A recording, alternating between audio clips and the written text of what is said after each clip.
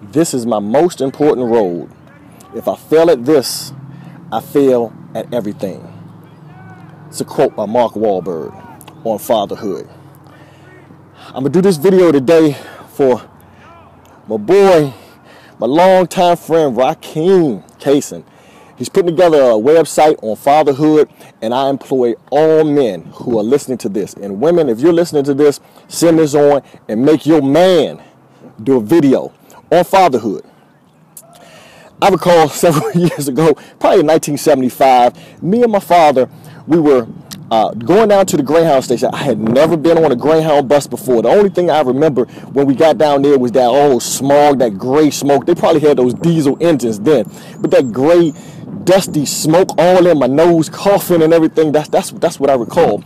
But as we were going down, those who know me know that I love chocolate chip cookies. Oh, how I love chocolate chip cookies. So my father, what we do, we stop on the way down there and get a bag of nice, soft, melting chocolate chip cookies for your boy Frankie P.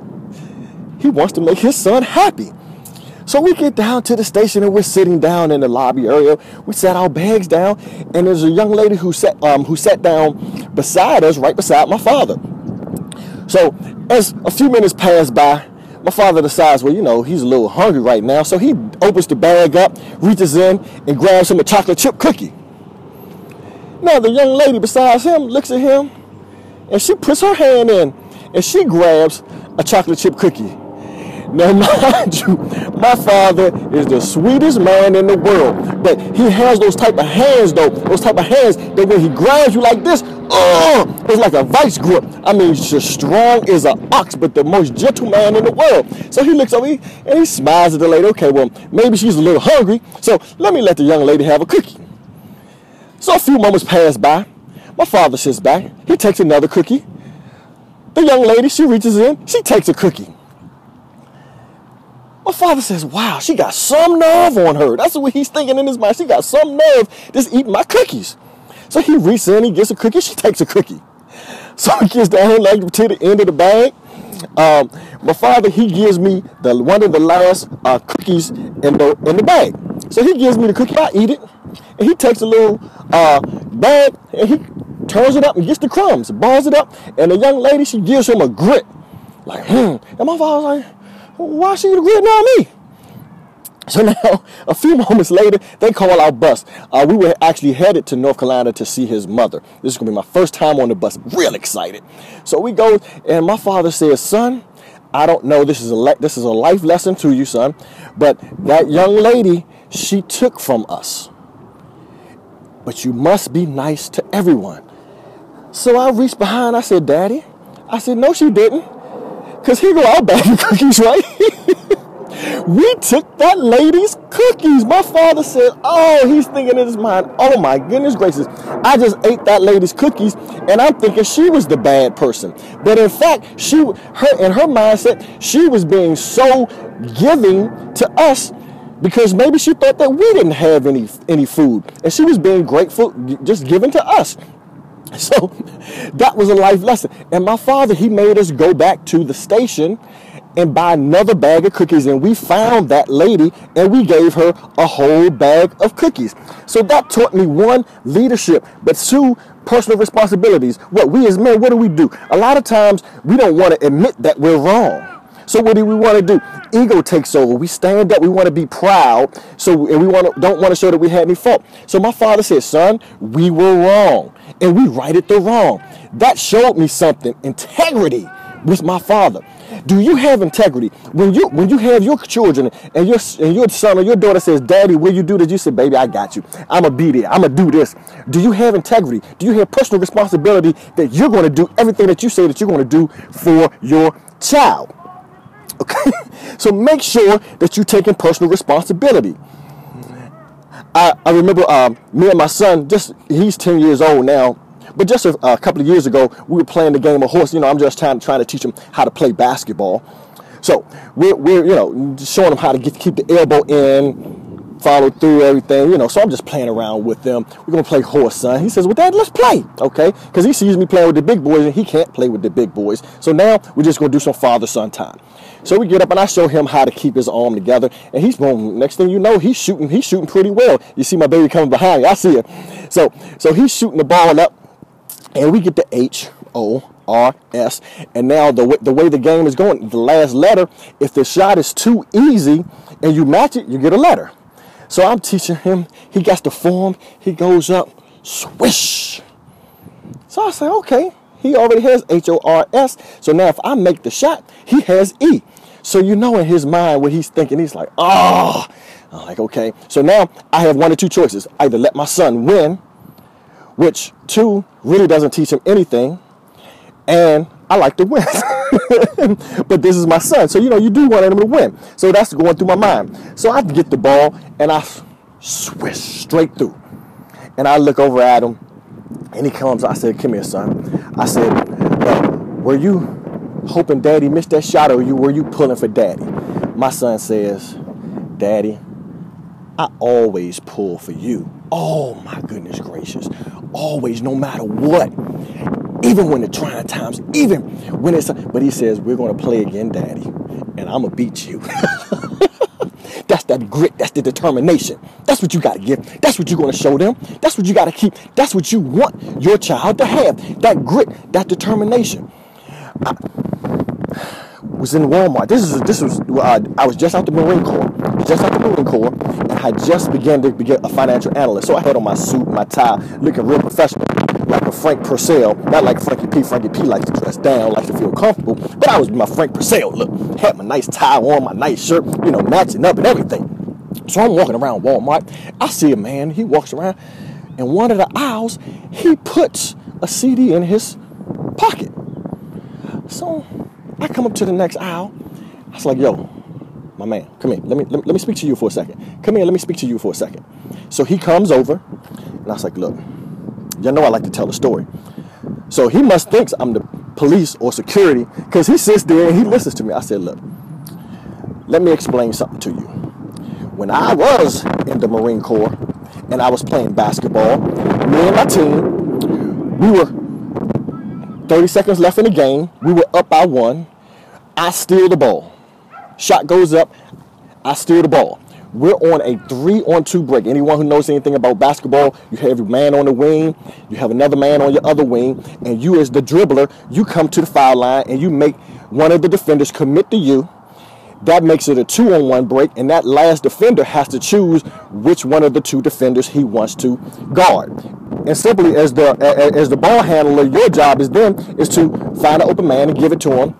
He either makes a layup. So one of our guys, John, he was just a sharp shooter. So he's on my right wing. He's out at the 3-point line. The defender knows how hot he is, so he races out to make sure that this 3-point shot does not go up, which leaves my left-hand defender right under the basket wide open. So what do? I come out. I want to be the star of the game. So I come and I tap right at the top of the key. Pow, and I shoot it. The shot misses. Comes off, bounces out to the right to the defender who went out to the 3-point defender. He grabs the rebound. I run up and I foul him. I'm trying to steal the ball again and I foul him. So what am I saying? Don't follow a bad shot with another poor decision. That's what I did. I followed a bad shot. That was a bad shot. All I had to do was dump it down low to the man at the basket. We up by 3. But now I followed that bad shot up with a poor decision. And the decision was to foul a man. Now we're down by 1, and we eventually lose the game. Okay, so that's what I'm telling him. Don't make that bad shot. Don't follow that bad shot of you putting that CD. NWA. You got your child with you. NWA, you putting it in your pocket with the poor decision of trying to run out that door because somebody's going to grab you. And if you get away this time, something else is going to happen more down the line. So as I was showing him, I said, and I'm going to want you to do the same thing right now. I told him, I said, put 3 fingers up like this and make a circle. I want you to do the same thing like this. Do the same thing. Put your hand up just like this. Now what I want you to do, I want you to take that circle, look at that circle, take that circle and put it right here on your chin. on your chin. Your chin. Okay, see? You did the same thing I did. You put it on your cheek, but here's your chin. Same thing happens. The same thing has happened. Whatever he does, his son is going to do the same exact thing. So you got to follow, you got to figure out, what am I doing? Because guarantee you, your child is watching every single thing that you are doing. And you got to make sure that you're doing the right thing. And I know I'm going a long way. I got a couple of more stories, but I'm going to cut it right there. Because this video, this website that Rock is getting up, it is getting ready to be the bomb. Ladies, like I said, get your man to do a 2-minute video. Fathers, if you are a father, you got to do a video. Just get your camera out. Just do a small video, a few-minute video. Just explain what fatherhood means to you. Give us one of the memories that you have with your father. Give us a memory that you have as being a father. Now, I told you this thing's so important right now. I'm getting ready to call out some names. John, Kevin, Chuck, Biggs.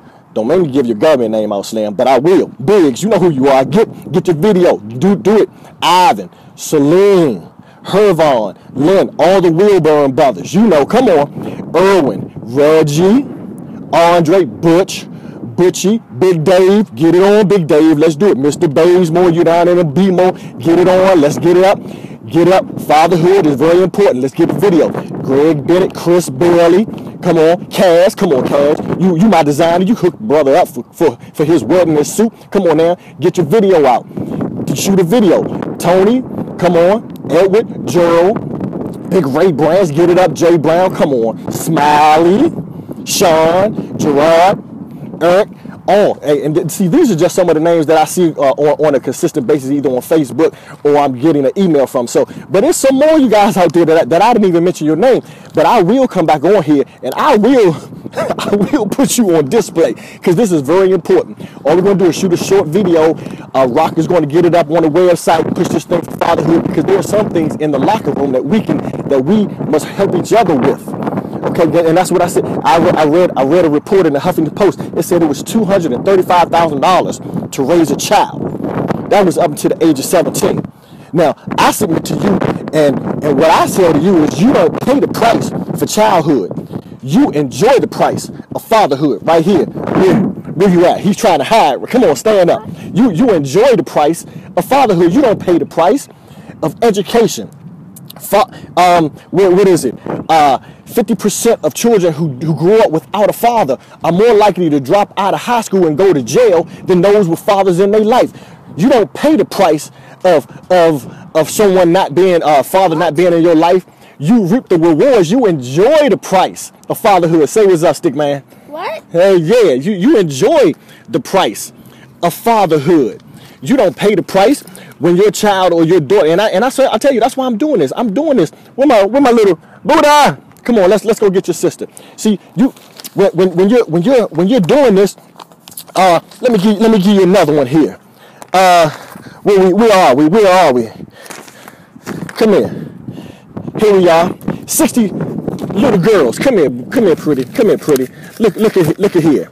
Little girls who grew up without their father are 2.5 times more likely to get pregnant. Okay?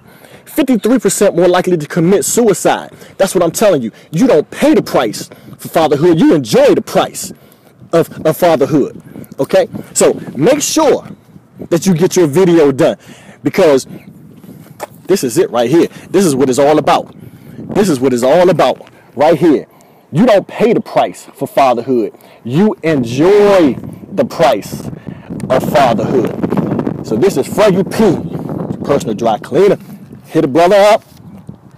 Get your video together. I will be back. If you don't, like Donald Schwarzenegger, I'll be back. And remember, you change your perspective, you change your life. You change your perspective, you change your life. You change your perspective. Change it, change it, change it. Come on, fathers. Come on, fathers. Come on, fathers. You're going to change your life.